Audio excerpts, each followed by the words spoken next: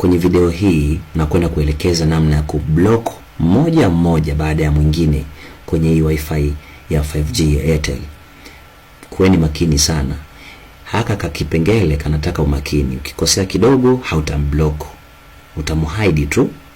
Sawa. Sasa twende kwenye elimu yetu. Ianze elimu yetu sasa. Haya. Section ya kwanza. Naomba ni mwe makini. Yaani mzingatie haswa.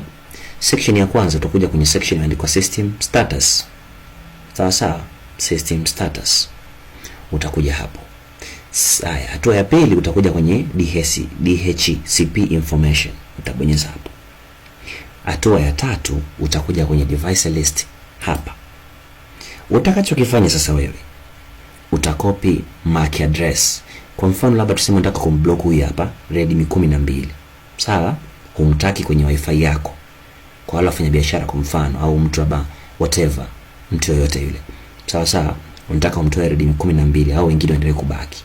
Utakachokifanya, utakuja kwenye MAC address hapa, utakopi MAC address. Sawa. Utakopi. Pap. Ukisha copy, make sure na jina hili, appearance hili jina hili, jina lake, la kifaa chake, umelikalili. Lilivyoandikwa hapa, Redmi 12. Ikalili lilivyoandikwa. Sawa. Haya, ukisha kalili hivyo vyote, unakuja hapa chini. Kuna sehemu imeandikwa firewall hapa. Kwenye firewall utakuja hapa.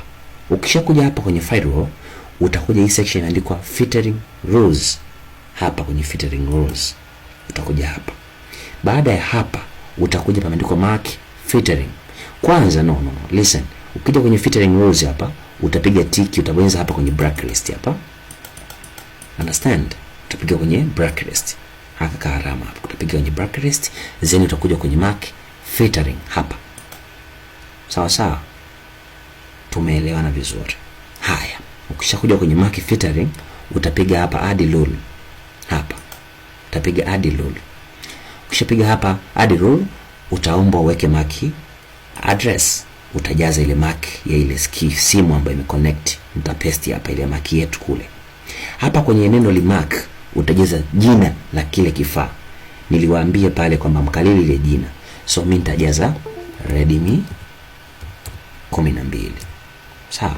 Kama kuna dot, kama kuna nini, jaza vile Redmi 12. Zeni uta confirm. Sawa. Ukishapiga confirm hapo, yule listen. Baada ya kupiga confirm hapo, utakuja kwenye sehemu imeandikwa save and apply. Hapa utapiga save and apply. Itakwambia success, utaconfirm hapa chini.